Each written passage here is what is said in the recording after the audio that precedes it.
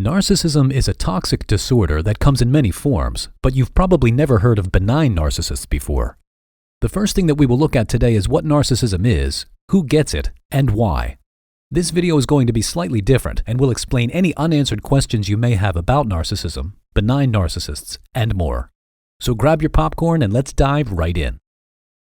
First off, what does benign mean? Google defines the word benign as gentle or kind. In medicine, it means non-harmful. So judging from that, the phrase benign narcissists makes it seem like this will be a type of narcissist who is kind or not harmful to the soul. However, that is just what the root word means. That doesn't mean that it's actually what it is. What is narcissistic personality disorder? NPD is an actual neurological disorder in which someone firmly believes that they are better than other people.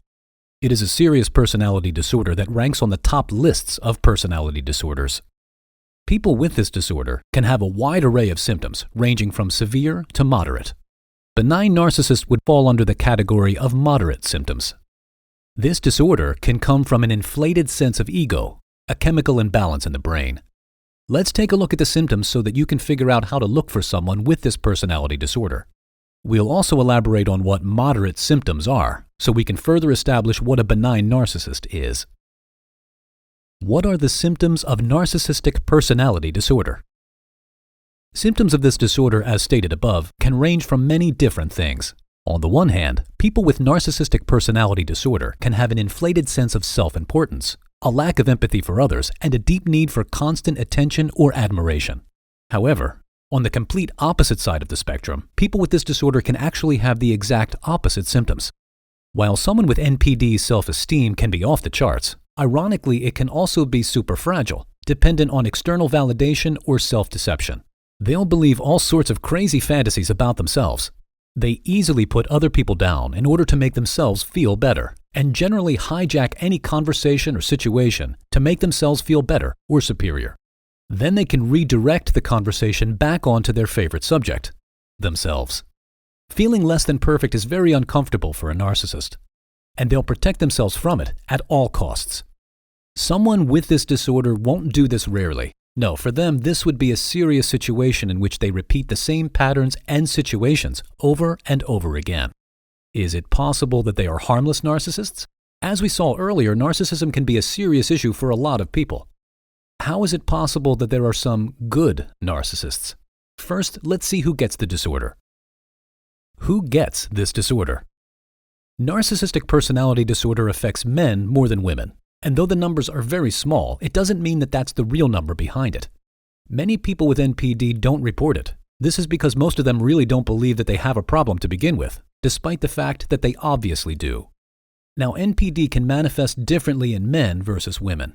According to research, compared to males, a narcissistic female personality is more likely to include deep insecurity, martyrdom, jealousy, and competitiveness with other women, often seeing them as a threat.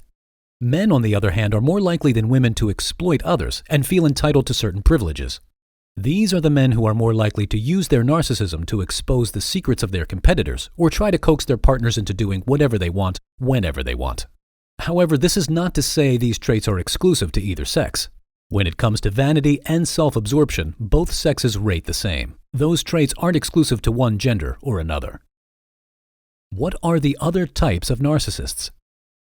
There are 5 subsets of narcissists. The first are called covert narcissists. They are the shy, envious, and self-deprecating narcissists that like to draw attention to themselves to fuel their narcissism. These are the ones who bring attention to themselves by saying phrases like, "I'm not pretty enough to wear that dress," or "I'm not as talented as you." These are the people that put others in a crappy situation, where instead of getting the opportunity to celebrate themselves and their own accomplishments, they're stuck trying to make the covert narcissist feel better. The covert narcissist specializes in making their prey feel like a mean person if they aren't complimenting them and standing up for themselves like they should. After all, if someone says, "No, you're not as talented as me," they're a bully. But if they spend their celebration trying to convince the covert narcissist that they're talented, they aren't getting to enjoy themselves. The second subset are the cerebral narcissists. They are the ones who value intelligence over everything. They see themselves as smarter than everyone else and want the rest of the world to know. These are the narcissists that compare test scores, employment positions, and likes on Instagram. If and when these narcissists are beat, they're also fantastic at making the person who beat them feel invalid. Surely the other person cheated. Surely they did something illegal to beat the cerebral narcissist. After all, there's no way anyone is smarter or better than they are. In fact, these may be the people that go out of their way to sabotage the people who are actually smarter than them. They will do something rude or mean to get their way and claim that they were only doing it because they were smarter and the other person should have thought of it sooner. The third subset of narcissists are called somatic narcissists. These are the ones who are focused on their outward appearance. They are the family members who remind everyone that a minute on the lips is a lifetime on the hips at Thanksgiving and family gatherings. These are the ones that are only focused on the way they look. There is a healthy balance between wanting to look good and feel healthy, sure. But then there are somatic narcissists. They will do anything to look good and be told that they look good. They will sabotage others. They will criticize others. They will cause a scene. They would wear white to a wedding to steal attention from the bride and call the bride a bridezilla for being upset about it. These are the types of narcissists that flaunt their Instagram likes, their Facebook followers, and show the world how much they are loved by others purely on their appearance. The fourth subset are spiritual narcissists. These are the ones who intimidate others and consider themselves to be holier than thou. These are the ones who feel righteous, the ones who feel the need to point out when the world is doing wrong. They want others to see how they aren't doing wrong, how much better they are than everyone else. They will stop at nothing to point out others' wrongdoings and judge them, but forget about being able to judge themselves. They'd be the first in a gathering to point out someone's drinking problem, but forget to mention that they also have the occasional beer. The main thing that these people do is intimidate others and make them feel bad for making small mistakes, and draw attention to themselves by showing everyone how amazing they are. The fifth and last subset are the benign narcissists. These are the ones who truly aren't out to get people. They are just trying to live their lives, just trying to get by. They want attention on themselves, sure, but their moral compass won't let them sabotage others or harm people's success. They might cause you some harm due to their cold-hearted nature, but they would see it as your fault. They are cold-hearted and superficial. They can have many narcissistic traits, even all of them, but usually in mild amounts. They do lack empathy and don't take responsibility for their own actions.